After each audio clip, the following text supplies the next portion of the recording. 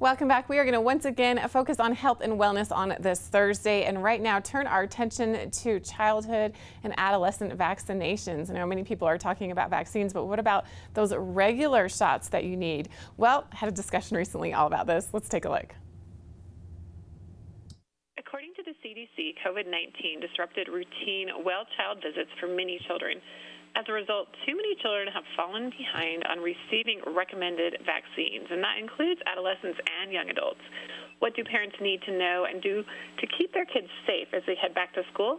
Well, joining us with more are Dr. Tamera Coyne-Beasley, Endowed Chair, Adolescent Medicine, University of Alabama, Birmingham, and Patti, Wukovits, co-founder of the Meningitis B Action Project. Thanks for being here, both of you. And Dr. Coyne-Beasley, let's start with you. Why are adolescent vaccinations so important? Well, thank you for asking that question. Adolescent vaccines are so important because as we try to get our children back to school, it's important that they're protected against vaccine-preventable diseases that can cause significant illness, hospitalizations, and even death, and of course, also outbreaks. When we think about the COVID-19 vaccine, it's also important to know that our adolescents age 12 and older are eligible for the COVID-19 vaccine, and it is actually recommended.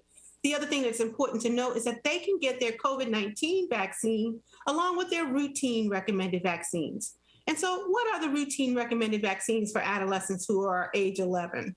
And so for those vaccines, and annually, they should get a flu shot. The flu shot should occur between and beginning with the flu season, which starts in September and goes through March. They should also get a Tdap vaccine against tetanus, diphtheria, and pertussis. They should also get HPV, which is a human papillomavirus vaccine.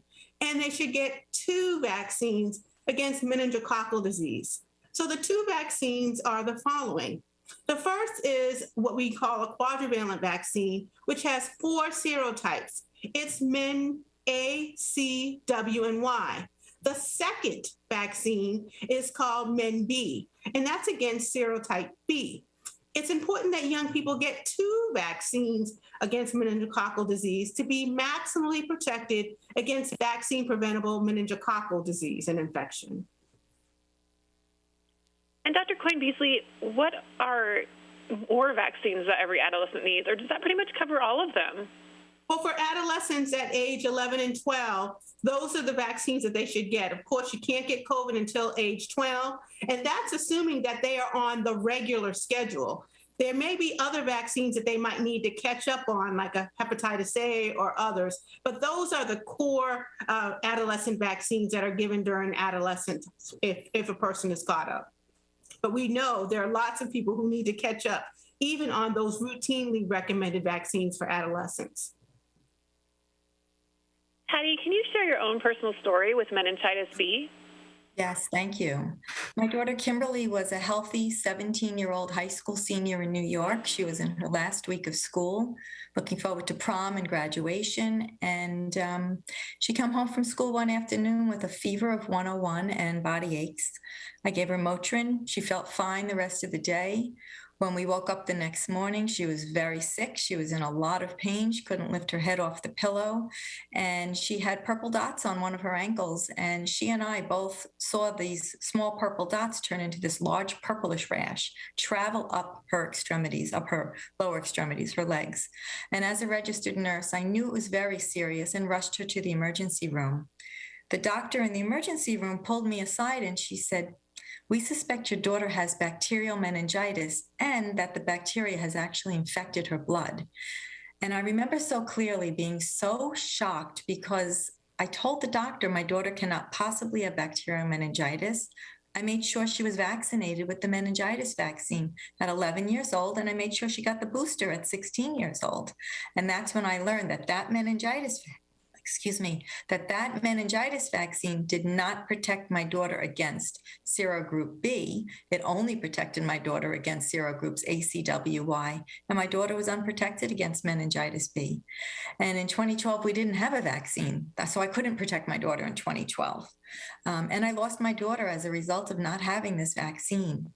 And 2 years later, the meningitis B vaccine did become available and licensed in the United States. And that's my message through the Meningitis B Action Project, is to make sure that parents know about this other vaccine, the meningitis B vaccine, and that they can then have a conversation with their healthcare provider, if they should not bring it up, about the MenB vaccine. And I want parents to specifically say, has my child received the meningitis vaccine? Because now I know that there are two separate meningitis vaccines, and I want my child as protected as possible.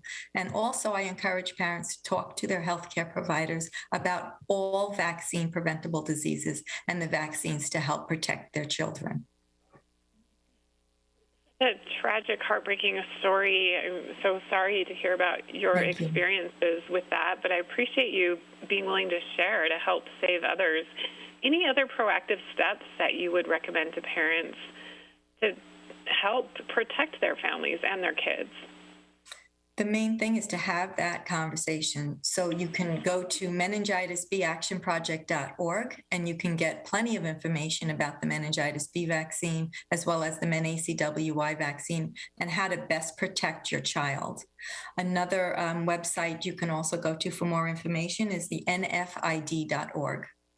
And then the only thing I would add is, don't wait to vaccinate your children. As soon as they become eligible for a vaccine, like COVID or MenB, make sure that you get it for them. Because every day that you wait or delay is a day that they could actually become infected with that vaccine preventable disease. Such a great information and good reminders. Thank you so much, both of you, for being here today, sharing this important information. Dr. Tamera Coyne-Beasley and Patti, I really appreciate your time and sharing your story. I know that you will influence many others to make sure they protect their families. So thank you. Thank you. Thank you.